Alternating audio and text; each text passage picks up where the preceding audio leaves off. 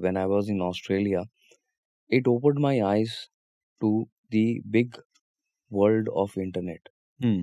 If you remember back in the days in India, you would have a dial-up ISP, Correct. and there were two types of connections. One was, I think, 2000 rupees, where you could only download text without images, Hmm. and the 15,000 account would get you access to the internet with images. Hmm. In Australia, there was no such restrictions, and that's where I found out the world of domain names I see. in an initial way. And to give you a small background how the world has changed, in 1999, if you wanted to register a domain name in India, a .com, there were people with whom you had to give them a demand draft, and they would send it to somebody in Mumbai, and they would register the domain name, and after 7 days, you would get to know whether the domain name has been registered for you or not. Similarly, you couldn't register a .in or a .co.in before 2005. There Yeah. was a body called NICS in Mumbai. You had to send a demand draft and an application form, and you would only know after 15 days whether you have been allotted that domain name or not.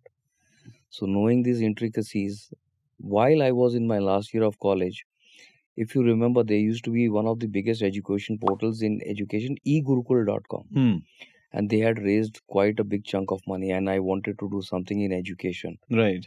And that's where I found out that Siksha, which is education, I wanted to do online, and I decided to start esiksha.com.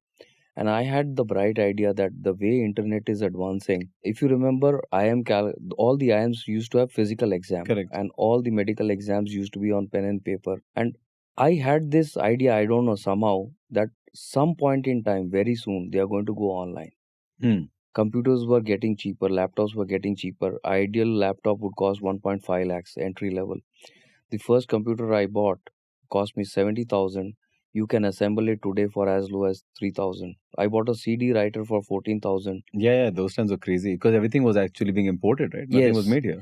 and you have to get it from Mumbai. That same CD writer sells today for, I think, 600 rupees. Yeah. Who uses a CD? Yes, it was a big thing that if your computer had a CD writer that time, Yeah. it was a top end machine. You had to buy a specific CD that could be written on. That was Yes, also a whole yes, different deal, yes. right? Hmm. All different thing.